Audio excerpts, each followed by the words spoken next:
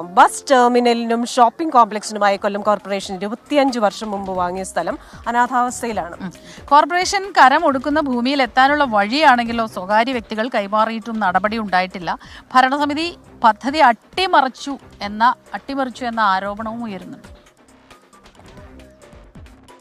കൊല്ലം കോർപ്പറേഷന്റെ സ്വപ്ന പദ്ധതിയായിരുന്ന ബസ് ടെർമിനലും shopping complex നിർമ്മിക്കാൻ റെയിൽവേ സ്റ്റേഷന് മുൻഭാഗത്ത് റെയിൽവേയുടെ തന്നെ 3.25 ഏക്കർ സ്ഥലം ഏറ്റെടുത്തു.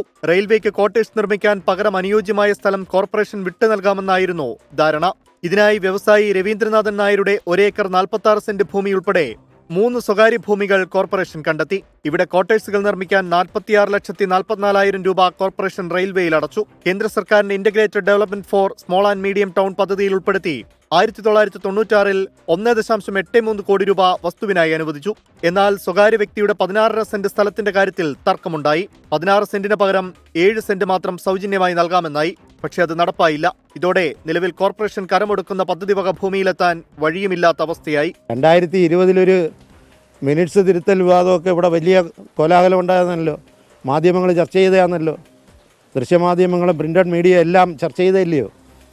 അന്ന് 48ഓളം വർക്കുകൾ ആൻറ്റിസിപ്പേറ്ററി കൊടുത്തില്ലയോ? വിവിധ വർക്കുകൾ. അതിൽ ഈ വർക്ക് ഉപേക്ഷിച്ചെന്തിനാ? ഉപാസനയുടെ ഫ്രണ്ടിലെ ചുറ്റുമതിൽ കെട്ടി സംരക്ഷിക്കേണ്ട ബാധ്യതയുള്ള കോർപ്പറേഷൻ ഭരണാധികാരികൾ എന്തുകൊണ്ടത് ചെയ്തില്ല? മിനിറ്റ്സ് അത് മാത്രം ഉപേക്ഷിച്ചെന്തിനാ? ഇത് വിജിലൻസ് എൻക്വയറി തന്നെ വേണം. ഏറ്റെടുത്ത ഭൂമി സംരക്ഷിക്കാനും കോർപ്പറേഷൻ തയ്യാറായിട്ടില്ല. വസ്തുവിന് ഭൂനികുതിയും കേന്ദ്ര ഫണ്ടിന് പലിശയും കോർപ്പറേഷൻ ഇന്നും അടച്ചുകൊണ്ടിരിക്കുകയാണ്. റെയിൽവേക്ക് നൽകിയ ലക്ഷങ്ങൾ തിരിച്ചു കിട്ടിയിട്ടുമില്ല. 25 വർഷമായിട്ട് 2.25 കോടി രൂപയ്ക്ക് ഈ പട്ടണത്തിലെ ജനങ്ങൾ അടയ്ക്കുന്ന നികുതി പണത്തിൽ നിന്ന് പലിശ കൊടുത്തുകൊണ്ടിരിക്കുകയാണ്. ആ പലിശ കൊടുപ്പ് അവസാനിപ്പിക്കണം.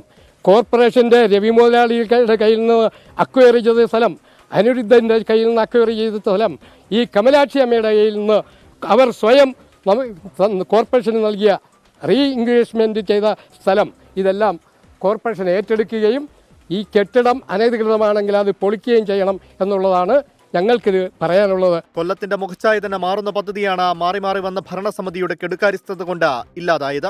പദ്ധതി അട്ടിമറിച്ച് അഴിമതിക്ക് കളമൊരുക്കിയത് നിലവിലെ ഇടത് കൗൺസിലർമാർ തന്നെയാണെന്ന് LDF നേതാക്കൾ ആരോപിച്ചു. 24 കൊല്ലം.